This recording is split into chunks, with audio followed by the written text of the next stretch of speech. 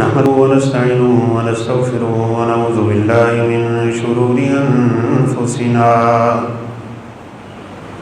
ومن سيئات أعمالنا من يهده الله فلا مضل له ومن يضلله فلا هادي له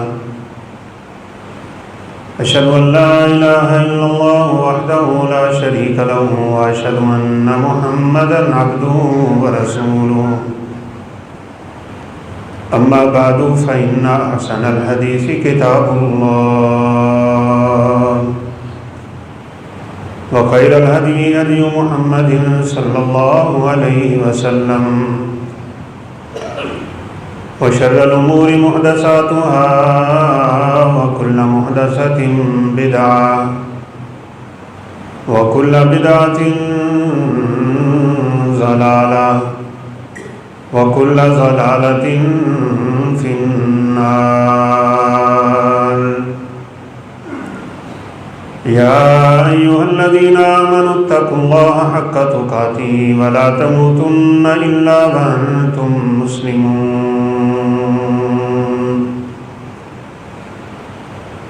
يا أيها الذين آمنوا اتقوا الله وقولوا قولا سديدا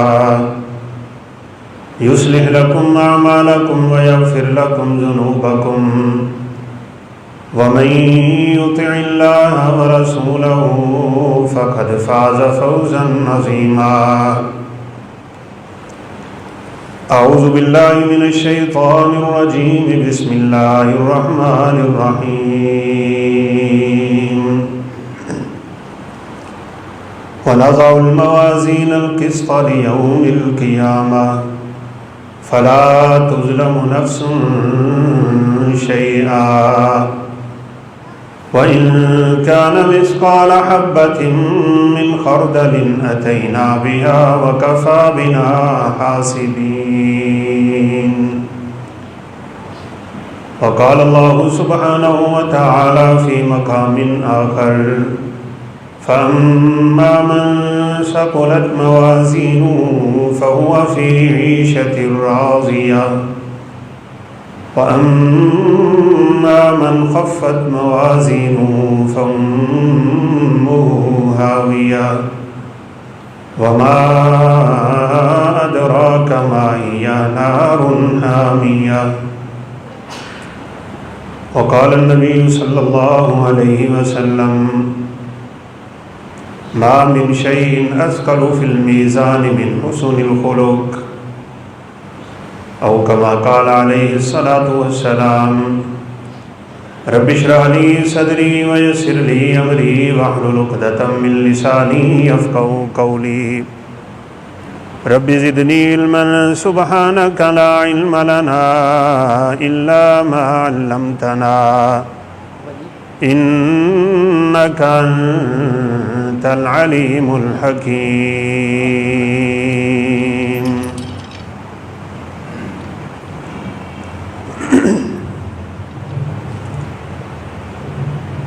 ہم اس دنیا میں جو کچھ کر رہے ہیں یہ لکھا جا رہا ہے اور محفوظ کیا جا رہا ہے. انسان کی زبان سے نکلنے والا ہر کلمہ، ہر بول اللہ اکم الحاکمین کے فرشتے اس کو لکھ رہے ہیں. ہماری حرکات، سکنات، قول، کردار اور گفتار یہ سب کچھ محفوظ ہو رہا ہے. ان کل نفس لما علیہا حافظ، سب کچھ محفوظ ہو رہا ہے. اس کو قیامت کے دن تولا جائے. نیکیاں ایک پلڑے میں رکھی جائیں گی اور برائیاں دوسرے پلڑے میں رکھی جائیں گی. تین طرح کے فیصلے ہو جائیں گے. بعض لوگ ایسے نکلیں گے کہ ان کی نیکیوں کا پلڑا بھاری ہو جائے گا، اور بعض ایسے ہوں گے کہ ان کی برائیوں کا پلڑا بھاری ہوگا۔ یہ بھاری ہونا بہت زیادہ بھی ہو سکتا ہے اور بہت تھوڑا بھی ہو سکتا ہے، لیکن بھاری ہو۔ اور تیسرے وہ لوگ بھی ہوں گے کہ جن کی نیکیوں اور برائیوں کا پلڑا برابر ہو جائے۔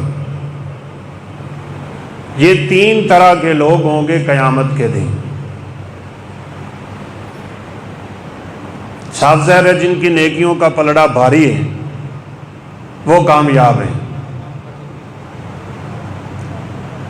چاہے وہ ایک چھوٹی اور حقیر سی بات کے ذریعے کیوں نہ بھاری ہو گیا ہو۔ اور یہی وجہ ہے کہ رسول اللہ صلی اللہ علیہ وسلم کا فرمان ہے، لا تحقرن بالمعروف شیئا ولو ان تلقى اخاك بوجه طریق۔ کسی چھوٹی سی چھوٹی نیکی کو بھی حقیر نہ سمجھا کر، چاہے تمہیں اپنے کسی مسلمان بھائی کو ہنستے اور خوش ہوتے ہوئے چہرے سے ملنا ہی کیوں نہ پڑے۔ یعنی اپنی کسی مسلمان بھائی کو دیکھ کے آپ کو خوشی ہوئی، اس نیکی کو آپ تو ہلکا سمجھ رہے ہیں، لیکن یہ جب کل قیامت کے دن اللہ کے ترازو میں رکھی جائے گی نا، اس کا وزن بہت زیادہ ہے۔ تو آج کے خطبے میں انشاءاللہ ہم اشارہ کریں گے کہ وہ کون کون سے اعمال ہیں کہ جن اعمال کے کرنے سے انسان کی نیکیوں کا پلڑا بڑا بھاری ہو جاتا ہے۔ اللہ کا ملاحقین سے پیشگی دعا ہے کہ وہ ہمیں قیامت کے دن ان لوگوں میں کر دے کہ جن کے نامہ اعمال ان کے دائیں ہاتھ میں تھما دیے جائیں۔ یہ بات بھی یاد رکھیے، نیکیوں کو تولا جاتا ہے اور اس کے مقابلے میں برائیوں کو بھی تولا جاتا ہے۔ جن صحیفوں پہ اور جن رجسٹروں پہ فرشتے ہمارے اعمال لکھ رہے ہیں ان کو بھی تولا جائے، اور اس سے اگلی بڑی بات یہ ہے کہ انسان کو بھی تولا جائے۔ ہم سب کو اٹھا کے فرشتے اللہ کے ترازو میں رکھیں گے۔ تو یہ کوئی مت سمجھے کہ موٹے تازے آدمی کا وزن وہاں پہ بہت زیادہ ہو جائے، اور اگر کوئی نحیف جسم کا اور کمزور جسم کا مالک ہے تو اس کا اس ترازو میں وزن نہیں ہوگا، ایسا نہیں۔ اس ترازو کا ایک معیار ہے۔ دنیا کے ترازو جھکتے ہیں وزن کے بڑھنے سے، لیکن اللہ احکم الحاکمین کے ترازو کا معیار وزن نہیں ہے، اس کے معیار جو رکھے ہیں اس نے وہ نیکی اور بدی کا معیار ہے۔ پھر اس کے بعد انسان نے وہ نیکی کس نیت سے کی تھی،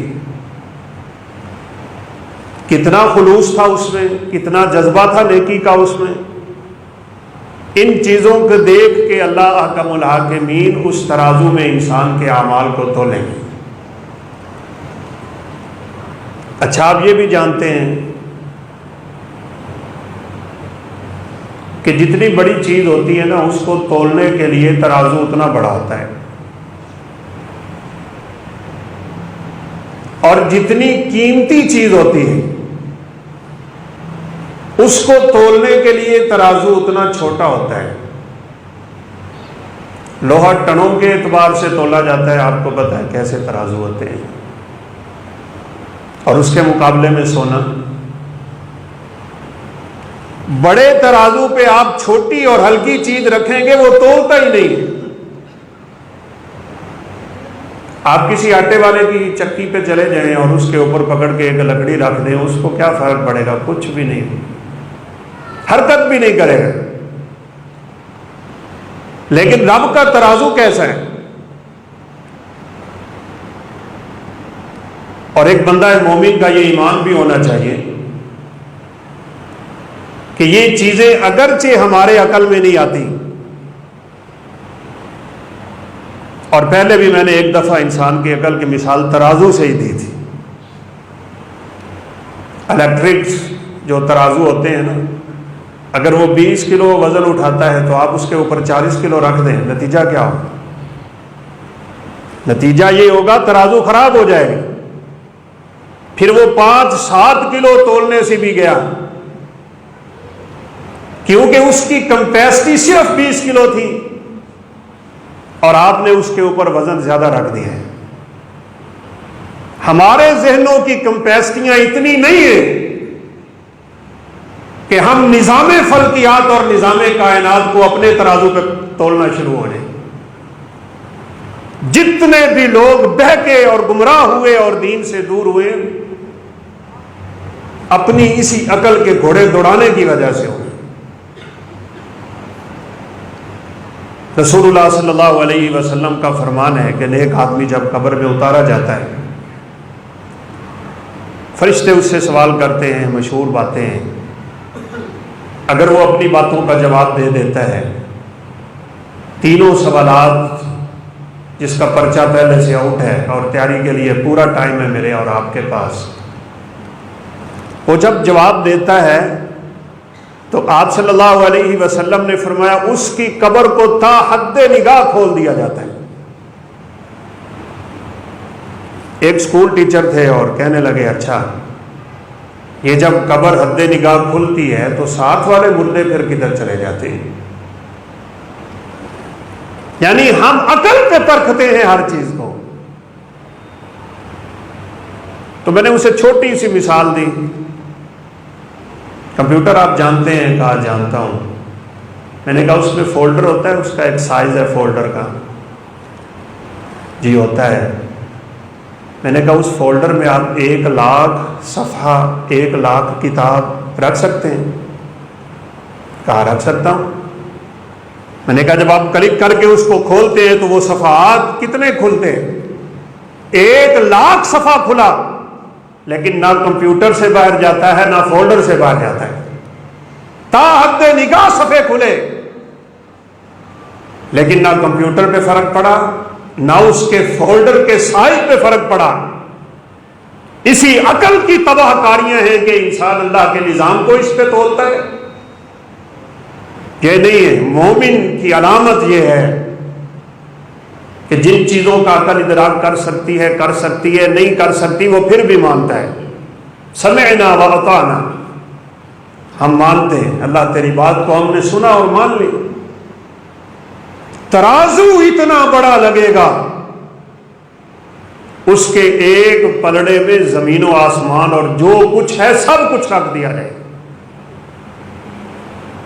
لیکن وہ بھرے گا نہیں۔ اتنے بڑے ترازو پہ چھوٹی سی چیز اگر رکھی جائے تو دنیاوی نقطہ نظر سے تو اس کو تولنا ہی نہیں چاہیے، لیکن اللہ کا الحاکمین فرماتے ہیں فَمَن يَعْمَلْ مِثْقَالَ ذَرَّةٍ خَيْرًا يَرَهُ۔ اور جو آیت کریمہ میں نے تلاوت کی ہے، اللہ تعالیٰ فرماتے ہیں ایک رائی کے دانے کے برابر بھی نیکی کرو گے تو پلڑا جھک جائے گا۔ یہ رائی کا دانہ پتہ کیا ہوتا ہے؟ جس کو قرآن میں مثال دی جاتی ہے، مثقال، ذرہ۔ سامنے سورج نکلا ہوا ہو اور دیوار میں شگاف ہو، سوراخ ہو، اس کے اندر سے لائٹ آتی ہے، اس لائٹ میں آپ کو ذرے نظر آتے ہیں، حالانکہ ہوتے نہیں، ان کی کوئی حیت اور کوئی کیفیت اور جسامت نہیں ہوتی، اس کو ذرہ بولتے ہیں۔ تو اللہ فرماتے ہیں اگر ایک ذرہ برابر بھی نیکی کرو گے میرا پلڑا جھکے گا، اور ایک ذرہ برابر بھی برائی کرو گے تو بایاں پلڑا جھکے گا۔ اس میں ان اعمال کو رکھا جائے گا، رجسٹروں کو رکھا جائے گا، اور خود انسان کو بھی اٹھا کے اس پلڑے میں رکھا جائے گا، تیرا کتنا وزن ہے؟ تو وزن جیسے میں نے اشارہ کیا جسامت کا نہیں ہے، اس کے موٹاپے کا نہیں ہے، اس کے گوشت پوشت کا وزن نہیں ہے۔ اللہ احکم الحاکمین کے ہاں جو وزن ہے اور جو معیار ہے وہ نیکی اور تقوی ہے۔ اس لیے رسول اللہ صلی اللہ علیہ وسلم کا فرمان ہے، ایک بڑا موٹا تازہ فربا جسم کا مالک، بڑے جسم جسے اور ڈیل ڈال والا، اس کو جب اٹھا کے اللہ کے ترازو میں رکھیں گے اس کا وزن مکھی کے پر کے برابر بھی نہیں ہوگا۔ حرام کی کمائی سے پلا ہوا جسم، حرام لباس، حرام پہننا، حرام پینا، حرام کھانا، جس کا ملبس اور مشرب ہی حرام ہے، تیرا کیا وزن ہے اللہ احکم الحاکمین کے سامنے؟ اور اس کے مقابلے میں وہ نحیف انسان، کمزور جسم کا مالک، اور شاید یہ کہنا بھی مبالغہ نہ ہو کہ جس کا جسم پورا ہے ہی نہیں، وہ فارغ زدہ کیوں نہ ہو، وہ ناقص الخلقت کیوں نہ ہو، اگر اسے اللہ نے نیکی کی توفیق دے رکھی ہے نا، تو جیسے وہ روایت ملتی ہے، اگرچہ بعد میں کلام بھی کی، کہ سیدنا عبداللہ بن مسعود رضی اللہ تعالیٰ عنہما درخت پہ گئے، اللہ کے نبی صلی اللہ علیہ وسلم نے مسواک طلب کی، درخت پہ چڑھے ہوئے مسواک توڑنے کے لیے، کاٹنے کے لیے، ہوا چلی تو پنڈلیوں سے کپڑا ہٹا، تو بڑا باریک سا جسم تھا ان کا، پنڈلیاں دیکھ کے لوگ مسکرائے، تو آپ صلی اللہ علیہ وسلم نے فرمایا تعجبون من ساقی ابن مسعود واللہ انہما لاسقل فی المیزان من جبل احد۔ بھائی تم ابن مسعود کی باریک پنڈلیاں دیکھ کے ہنس رہے ہو، اللہ کی قسم یہ پنڈلیاں کل ترازو میں رکھی گئیں تو احد پہاڑ سے زیادہ بھاری ہوں گی۔ نیکیوں کا وزن، ایمان کا وزن، تقوی کا وزن، للہیت کا وزن، خشیت الہی کا وزن، اور انسان کے ساری نیکیوں کا قیامت کے دن اس ترازو میں بڑا وزن کر دیا جائے۔ تو ہم دیکھتے ہیں کون سے ایسے اعمال ہیں کہ جو اعمال کل قیامت کے دن اللہ کے ترازو میں سب سے زیادہ بھاری ہیں۔ اللہ تعالیٰ ہمیں یہ اعمال کرنے کی توفیق نصیب فرمائے۔ بات پھر دوہرا دیتا ہوں، ایک رائی کے دانے کے برابر برائی والا پلڑا جھکا بندہ جہنم میں ہے، ایک رائی کے دانے کے برابر، ایک رائی کے دانے کے برابر دایاں پلڑا جھک گیا نیکیوں والا، وہ جنت میں۔ اور وہ لوگ کیسی حسرت کا مظاہرہ کریں گے، اللہ اکبر، جن کی نیکیاں بدیاں برابر، ان کو نہ جہنم میں ڈالا جائے گا نہ جنت میں ڈالا جائے گا۔ یہ اصحاب الاعراف، ایک مقام ہے جس کا نام اعراف ہے، ان لوگوں کو یہاں ٹھہرا دیا جائے گا۔ کبھی کبھی دل میں خیال آتا ہے کتنے لوگ ہوں گے جو اس مقام پہ بیٹھے ہوں گے، اعراف مقام پہ، وہ اس وقت سوچیں گے کاش میں دنیا میں گزرتے ہوئے کسی کو سلام ہی کہہ لیتا، کاش میں مسجد سے اٹھا کے تنکا باہر پھینک لیتا، کاش میں کسی کو ملتے ہوئے اپنے لبوں پہ مسکراہٹ لے آتا، کاش میں کسی نابینے کا ہاتھ پکڑ کے اس کو سڑک کراس کروا دیتا۔ رسول اللہ صلی اللہ علیہ وسلم کا فرمان، من مشى مع مکفوف 40 خطوة غفر له ما تقدم من ذنبه۔ 40 قدم کسی نابینے کا ہاتھ پکڑ کے جو بندہ چلے، اللہ اس کی پچھلی زندگی کے سارے گناہ معاف کر دیتا ہے۔ وہاں انسان بیٹھ کے سوچے گا ضرور، کاش میں ایک نماز اور پڑھ لیتا، کاش میں ایک تلاوت کی آیت اور پڑھ لیتا، کاش میں ایک دفعہ سلام کہہ دیتا۔ میرے سامنے نیکی کے کتنے موقع آئے تھے، میں نے ضائع کر دی۔ نیکی کا موقع ملے نا، اور آپ کے پاس کر گزرنے کی طاقت بھی ہو، اور پھر ہاتھ سے نکل جائے تو پھر محرومی سمجھا کرے، پھر محرومی سمجھے۔ میرے سامنے نیکی کی توفیق تھی، میں کر سکتا تھا، جوانی بھی تھی، صحت بھی تھی، مال بھی تھا، عافیت بھی تھی، وقت بھی تھا، سب کچھ اللہ نے مجھے دیا ہوا تھا۔ میں جانتا بھی تھا کہ فجر کی نماز کی 2 رکعتیں خیر من الدنیا وما فیہا، دنیا میں کتنے خزانے اللہ نے رکھے ہوئے ہیں، اور نبی کائنات علیہ الصلوۃ والسلام نے فرمایا فجر کی پہلی 2 رکعتیں دنیا اور دنیا میں جو کچھ ہے اس سے بہتر ہے نہیں۔ سویا ہوا ہے جوان، اس وقت ضرور حسرت ہوگی بھائی، لیکن اس حسرت کا کوئی فائدہ نہیں۔ تو سب سے پہلا عمل جو انسان کے نامہ اعمال میں سب سے زیادہ وزنی ہوگا اور جس کی وجہ سے ترازو سب سے زیادہ جھکے گا، وہ لا الہ الا اللہ ہے۔ لا الہ الا اللہ، اشہد ان لا الہ الا اللہ واشہد ان محمدا عبدہ ورسولہ۔ یہ لا الہ الا اللہ اپنی زبانوں پہ جاری کر لیں۔ ایک تو اس کا بڑا وسیع معنی ہے، مفہوم ہے، اس کے تقاضے ہیں، بہت کچھ ہے، لیکن یہ خود بذات خود یہ کلمہ بڑا بھاری ہے۔ بھاری کیوں ہے؟ مسند احمد کی روایت ہے، رسول اللہ صلی اللہ علیہ وسلم نے فرمایا انسان اللہ کے حکم سے ساری مخلوق کے سامنے کھڑا ہوگا، اللہ اس کو کھڑا کر لیں گے اور اس سے اللہ اس کے گناہوں کا اعتراف کروائیں گے۔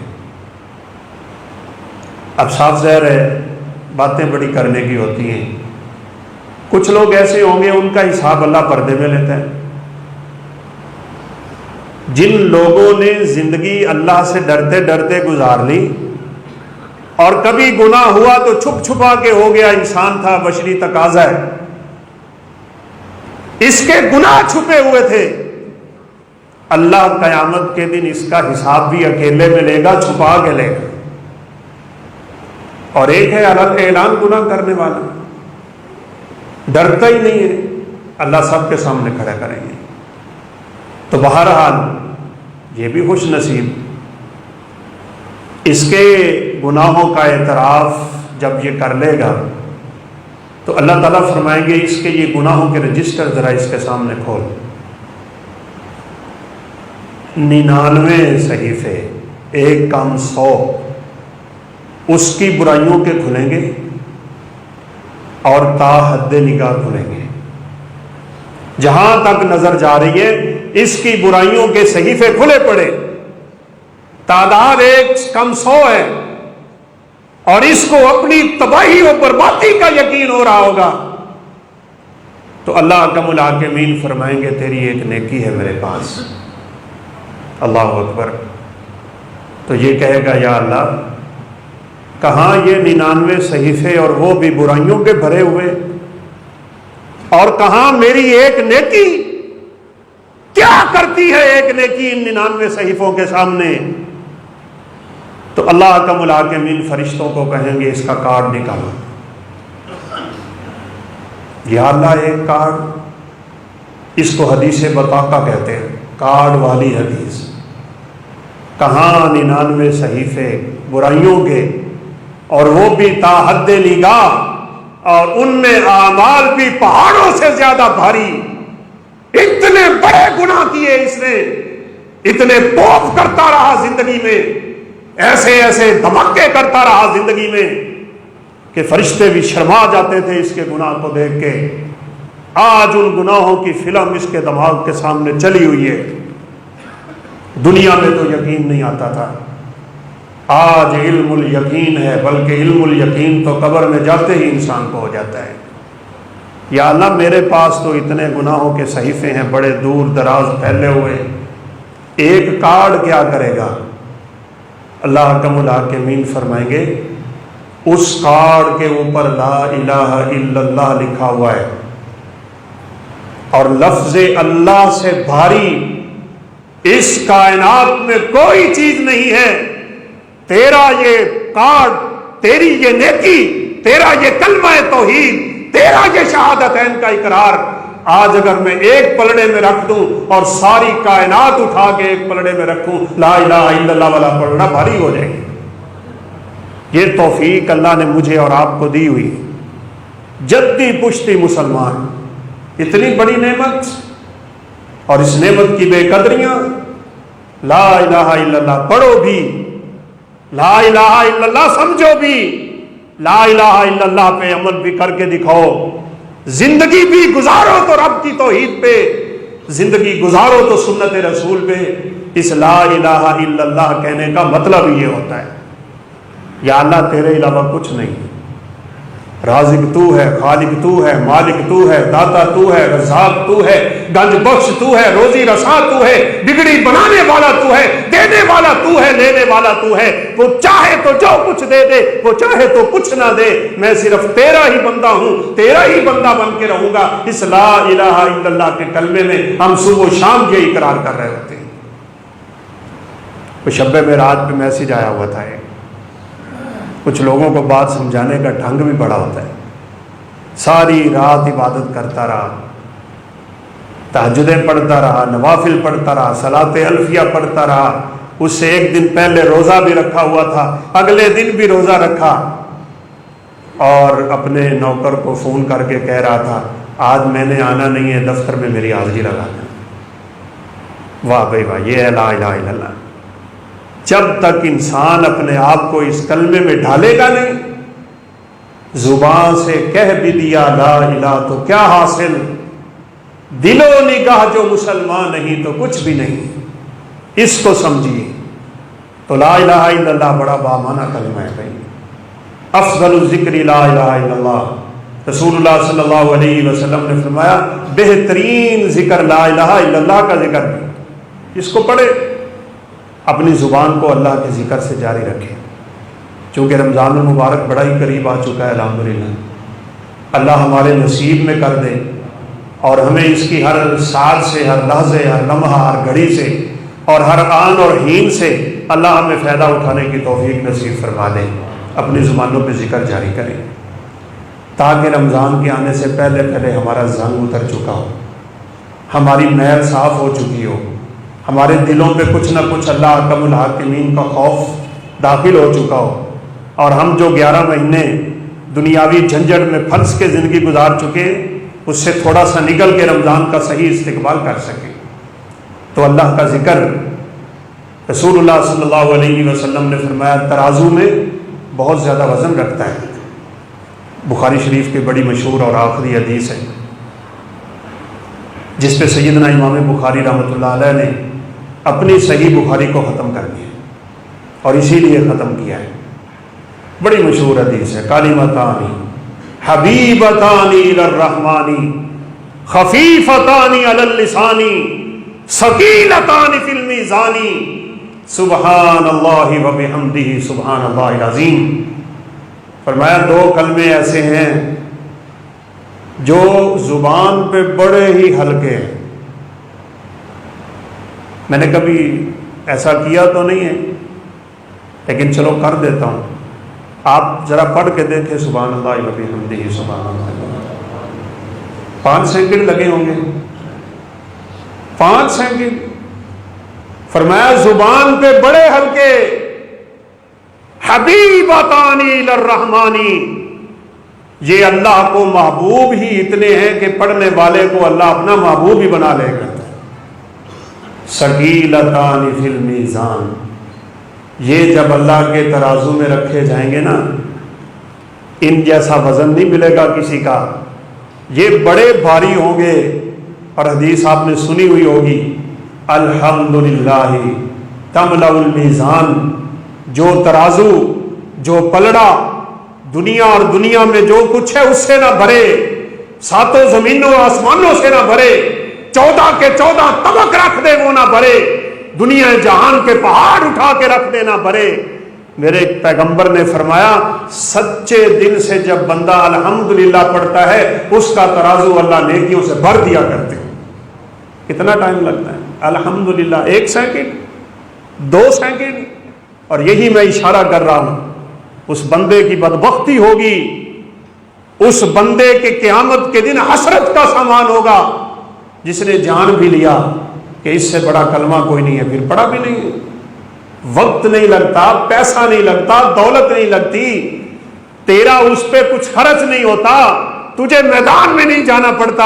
اور یہی تو رسول اللہ صلی اللہ علیہ وسلم نے ایک دفعہ بیٹھے بیٹھے فرمایا تھا اپنے صحابہ کرام رضوان اللہ علیہم اجمعین، الا ادلکم علی شیء، تمہیں ایک ایسی چیز بتا دوں جو تمہارے رب کے ہاں سب سے زیادہ وزنی ہے، سب سے زیادہ محبوب ہے اور سب سے زیادہ پاکیزہ ہے.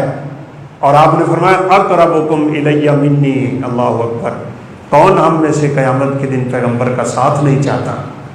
ہر بندہ چاہتا ہے اللہ ہم سب کو اپنے پیغمبر کے ساتھ جنت میں جمع فرما دے. فرمایا میرے قریب رہنا ہے قیامت کے دن، میرے قریب رکھنے والی چیز ہے، اللہ کے ہاں محبوب چیز ہے. اور آپ نے فرمایا اس سے بھی محبوب ہے کہ تم سونا اور چاندی اللہ کے راستے میں صدقہ کرو، بلکہ بات تو اس سے بھی آپ نے بڑھا دی اور فرمایا اس سے بھی زیادہ محبوب ہے کہ تم میدان جہاد میں اترو، دشمن تمہاری گردنیں مارے، تم دشمنوں کی گردنیں اڑاؤ. اس سے بھی بڑا ایک عمل ہے اللہ کے ہاں جو قیامت کے دن اس کے ترازو میں بھاری بھی بڑا ہوگا. صحابہ نے فرمایا کیوں نہیں اللہ کے نبی صلی اللہ علیہ وسلم؟ آپ نے ذکر الہی کی طرف اشارہ فرما دیا تو سبحان اللہ و بحمدہ سبحان اللہ العظیم، اس کو پڑھیں، لا الہ الا اللہ پڑھیں، سبحان اللہ پڑھیں، الحمدللہ پڑھیں، اور پھر سبحان اللہ و بحمدہ عدد خلقہ ورضا نفسہ وزینۃ عرشہ ومداد کلماتہ. کیا خوبصورت حدیثیں رسول اللہ صلی اللہ علیہ وسلم نے واقعی جو فرمایا تھا نا کہ اللہ نے مجھے 6 چیزیں ایسی دی ہیں، ایک حدیث میں 5 کا ذکر ہے، وہ مجھ سے پہلے اللہ نے کسی نبی کو دی ہی نہیں.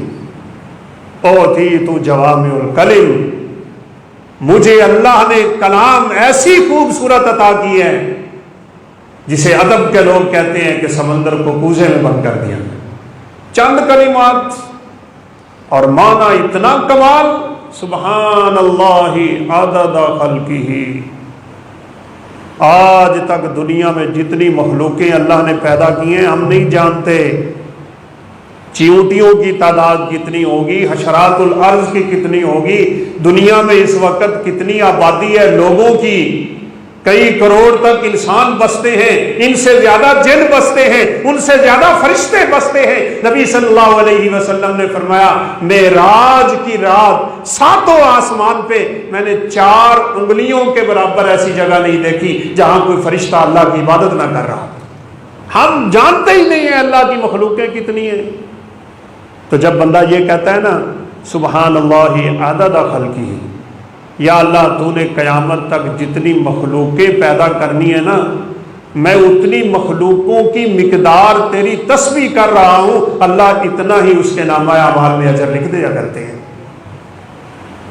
رسول اللہ صلی اللہ علیہ وسلم کی زوجہ محترمہ جویریہ رضی اللہ تعالیٰ عنہ، آپ فجر کے لیے نکلے تو مصلی پہ تھی، نماز پڑھی تو آپ صلی اللہ علیہ وسلم کا معمول تھا کہ آپ فجر کے بعد بیٹھتے، صحابہ کرام سے کوئی باتیں دین کی کرتے، خواب بھی آپ پوچھ لیا کرتے تھے، کسی کو خواب آیا ہو تو اس کی تعبیر فرما دیتے، اور کوئی نہ ہوتا تو آپ اپنا خواب بھی لوگوں کو بیان کیا کرتے، تعبیریں کرتے. سورج نکلتا پھر آتے گھر، بڑی مشہور سی بات ہے.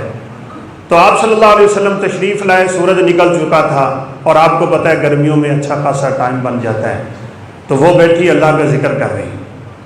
اللہ اکبر. رسول اللہ صلی اللہ علیہ وسلم نے فرمایا جویریہ میں نے اپنی زبان سے چند کلمے بولے ہیں، ان کلموں کو اللہ قیامت کے دن جب ترازو میں رکھے گا نا تو تیری فجر سے لے کے سورج نکلنے تک کی ساری عبادت سے بھی وہ بھاری ہو جائے گی.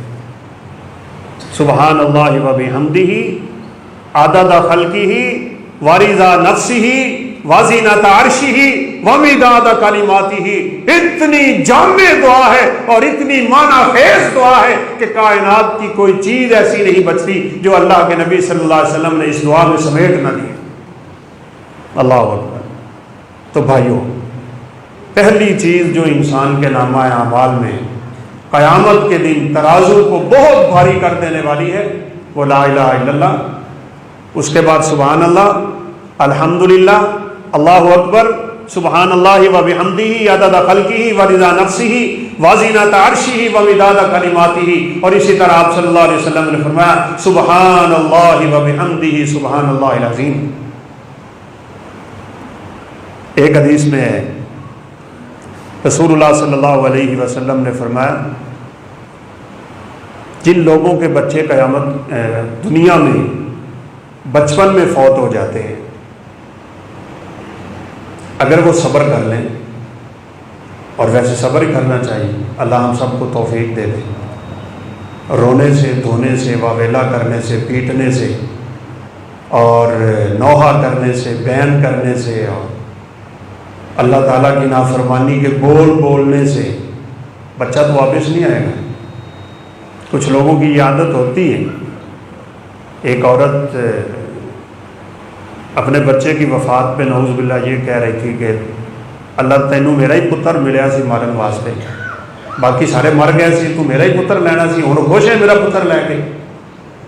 یہ جاہلیت کی آوازیں، یہ جاہلیت کے کلمے، اور یہ اللہ کی نافرمانی کے بول، یہی تو نبی صلی اللہ علیہ وسلم نے منع فرما دیا، نہا عن صوتین احمقین، حدیث میں ہے یہ احمق آوازیں ہوتی ہیں جو انسان نکالتا ہے۔ دو آوازوں کو اللہ کے نبی نے احمق آوازیں کہا ہے، ایک ڈھول تماشے کی آواز اور ایک مصیبت کے وقت روتے ہوئے آواز کو اونچا کر دے۔ لیس منا من ضرب الخدود وشق الجیوب ودعا بدعوى الجاہلیہ، فرمایا میری امت سے اس کا تعلق ہی کوئی نہیں ہے جو مصیبت کے وقت تماچے مارتا ہے، نوحہ کرتا ہے، گریبان پھاڑتا ہے، ایک دوسرے کے گلے لگ کے بین کرتی ہیں، اور فرمایا یہ بین کرنے والی عورت اگر توبہ کیے بغیر مر گئی، قیامت کے دن اللہ اسے جہنم کی لک کا لباس پہنا دے۔ کبھی یہ سڑکوں پہ پڑی ہوئی تارپول اور لک، اس پہ پاؤں تو رکھ کے دیکھو بنتا کیا ہے، تو جس کو لباس ہی جہنم کی تارپول کا اور لک کا پہنا دیا گیا، چمڑیاں نہیں ادھیڑ کے رکھ دے گا۔ تو صبر کرے نا انسان، ہونا تھا جو ہو گیا، اللہ اکبر۔ یہ کل آپ کے بورے والے کی کیا کس علاقے کی خبر تھی، غربت سے تنگ آ کے میاں بیوی نے دو بچوں کو مارا، پھر دونوں نے خودکشی کر لی۔ یہ دنیاوی مصیبتیں اللہ نے بنائی ہوتی ہیں بھائی، تیرے اور میرے جنت کے درجے بلند کرنے کے لیے، لیکن اتنا بے صبر ہو جاتا ہے انسان کہ اپنی ہی جان کو پرواہ نہ کرتے ہوئے اس کو نعوذ باللہ شیطان کے کہنے پہ اللہ معاف فرمائے خودکشی کی موت سے۔ تو بہرحال صبر کیا جائے۔